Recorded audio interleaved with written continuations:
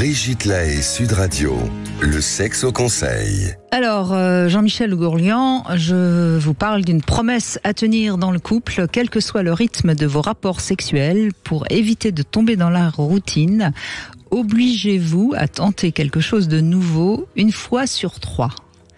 Ça veut dire que chaque fois que, si vous faites 3 fois l'amour dans la semaine, eh bien, une des 3 fois, il faudra qu'il y ait une petite surprise. Alors, c'est évidemment valable pour les couples qui sont ensemble depuis plus longtemps, parce qu'au début, on n'a pas besoin de se surprendre. On se surprend de toute façon de par l'attraction et du désir tout à fait nouveau qui nous attire. Mais quand on est ensemble depuis longtemps, c'est vrai que c'est un petit peu la routine, faire l'amour. Du coup, on est moins passionné.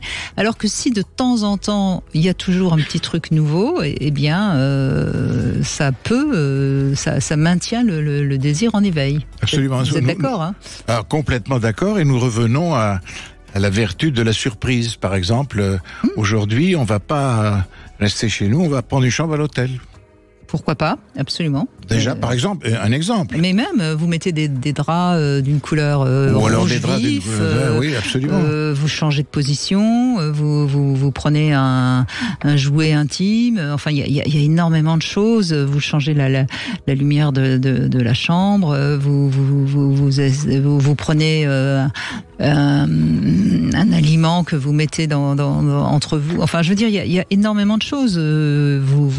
Il faut jouer évidemment sur nos sens. Et puis, je rappelle encore une fois que ça peut être l'un après l'autre.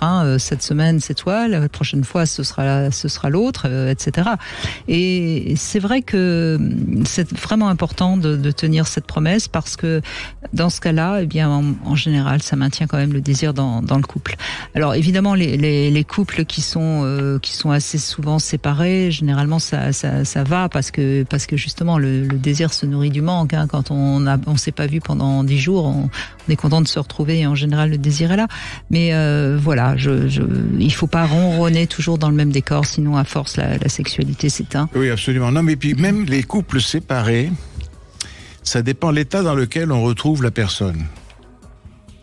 C'est-à-dire, il faut qu'elle soit, par exemple, pour une femme, si elle n'a pas vu son mari, mettons, ou son amant pendant 10 jours, et elle va le retrouver ce soir, il faut qu'elle aille chez le coiffeur, il faut qu'elle soit bien maquillée, bien habillée, bien coiffée.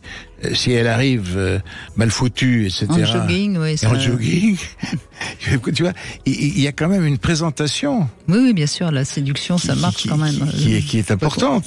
Bien sûr. Est importante.